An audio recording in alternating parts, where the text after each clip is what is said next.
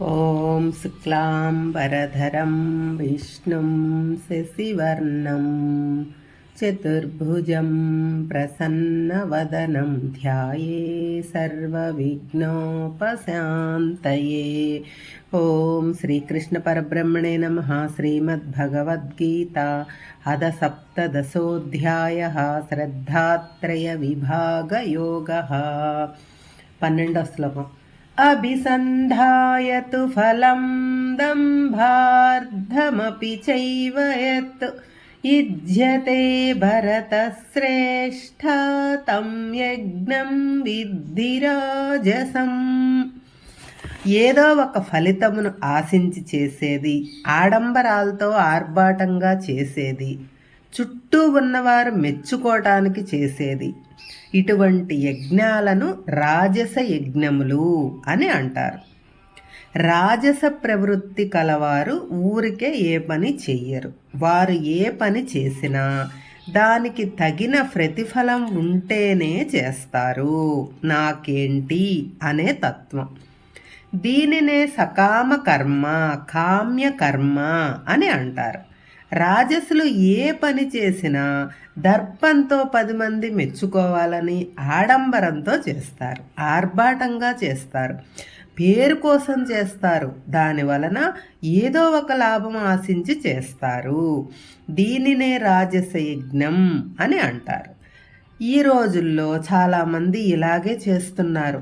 మనం చేసే ఏ పూజ కానీ వ్రతం కానీ ఇష్టకామ్యార్థ సిద్ధ్యర్థం అంటే నాకు ఇష్టమైన కోరికలు సిద్ధించేదానికి అని చెప్పి చేస్తున్నారు. కానీ పరోపకారం ఆశించి కానీ లోక కళ్యాణార్థం కానీ పరమాత్మ కొరకు కానీ చెయ్యట్లేదు.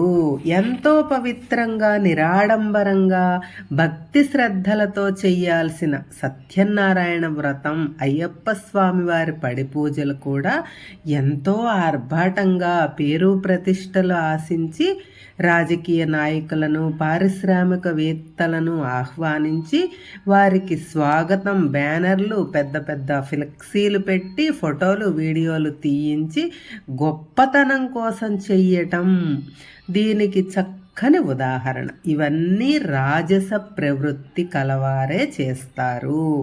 13వ శ్లోకం.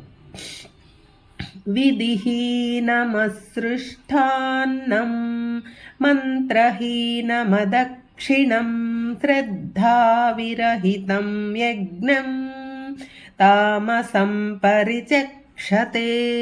వేదాలలో శాస్త్రాలలో చెప్పబడిన విధానాలను అనుసరించకుండా, అన్నదానము లేకుండా, చేసిన బ్రాహ్మణులకు దక్షిణలు ఇవ్వకుండా, ఎటువంటి శ్రద్ధాభక్తి లేకుండా చేసే యజ్ఞాలు తామస యజ్ఞాలు అని అంటారు.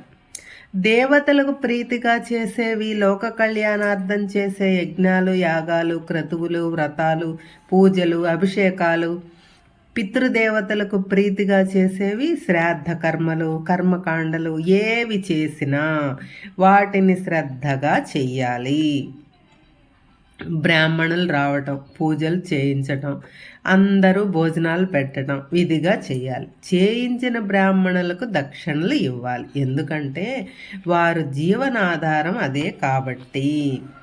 వేదాల్లో చెప్పబడిన విధి విధానాలను పాటించకుండా, శాస్త్రాల్లో చెప్పబడిన మంత్రాలను ఉచ్చరించకుండా, అన్నదానం లేకుండా కేవలం స్వలాభం కోసం చేసే యజ్ఞయాగాలు, క్షుద్ర పూజలు, శ్రాద్ధ కర్మలు అన్నీ తామస యజ్ఞములు.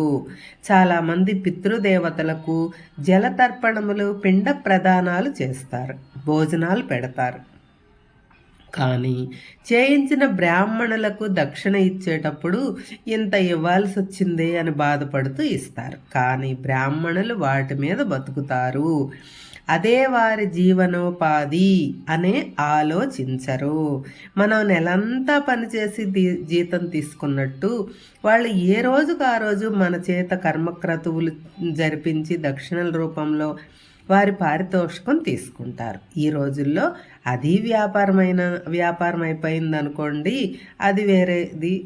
కానీ వేదాలలో శాస్త్రాలలో చెప్పబడిన విధి విధానాల ప్రకారం మంత్రసహితంగా యజ్ఞయాగములు, వ్రతాలు, పూజలు, కర్మక్రతువులు శ్రద్ధతో చెయ్యాలి.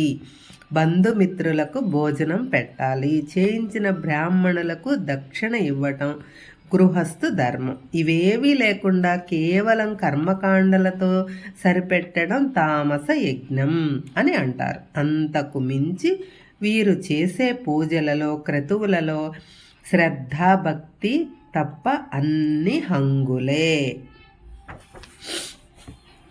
ఆర్భాటాలు ఉంటాయి. మాంత్రికులు, తాంత్రికులు చేసే క్షుద్ర పూజలు, శవ పూజలు, శ్మశానాల్లో జరిగే చేతబడులు ఈ కోవకు వస్తాయి.